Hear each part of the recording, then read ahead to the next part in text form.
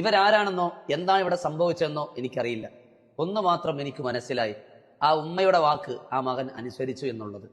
നമ്മളെല്ലാവരും പറയുന്നുണ്ട്, നമ്മുടെ മക്കൾ, നമ്മുടെ ഭാര്യ, നമ്മുടെ കുടുംബം നമ്മളോട് സ്നേഹത്തോടു കൂടി ഇടപെടുന്നില്ല, നമ്മളെ മനസ്സിലാക്കുന്നില്ല എന്ന്. ഞാൻ തിരിച്ചൊരു കാര്യം ചോദിക്കട്ടെ, നമ്മൾ അവരെ മനസ്സിലാക്കിയിട്ടുണ്ടോ ഇതുവരെയായിട്ട്? ഇവിടെ എല്ലാവരും ആഗ്രഹിക്കുന്നത് ഒന്നാണ്, പരിഗണന. തന്റെ പ്രിയപ്പെട്ടവരെന്നുള്ള ഒരു ചേർത്തുപിടിക്കൽ.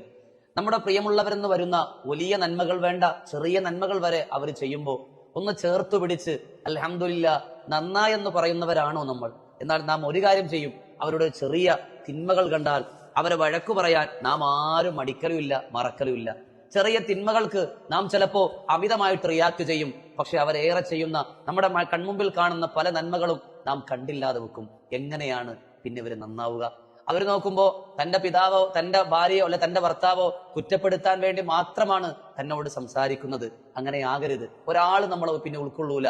നാം അവരുടെ നന്മകൾ, അത് ചെറുതാകട്ടെ വലുതാകട്ടെ, അതിനെ ചേർത്ത് പിടിക്കലോടുകൂടി അവരുടെ തിന്മകൾ പറഞ്ഞു കൊടുത്താൽ ആരാ മനസ്സിലാക്കാതിരിക്കുക? ഒരിക്കൽ നബി സല്ലല്ലാഹു അലൈഹി വസല്ലം തങ്ങളുടെ ചാരത്ത് നബിയെ കൊല്ലാനായി ഒരാൾ വരും. അയാളുടെ പേര് സെയ്ദ് എന്നാണ്.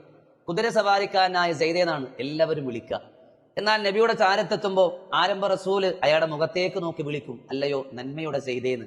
ഇന്നുവരെ ആരും തന്നെ പുകഴ്ത്തിയിട്ടില്ല, ഒരു നന്മ വാക്കുപോലും തന്നെ പറ്റി പറഞ്ഞിട്ടില്ല, ആരും തന്നെ ചേർത്ത് പിടിച്ചിട്ടില്ല. ഞാൻ കൊല്ലാമെന്ന നബി എത്ര സുന്ദരമായി എന്നോട് സംസാരിച്ചു. അയാൾ അപ്പൊ തന്നെ മാറുകയാണ്.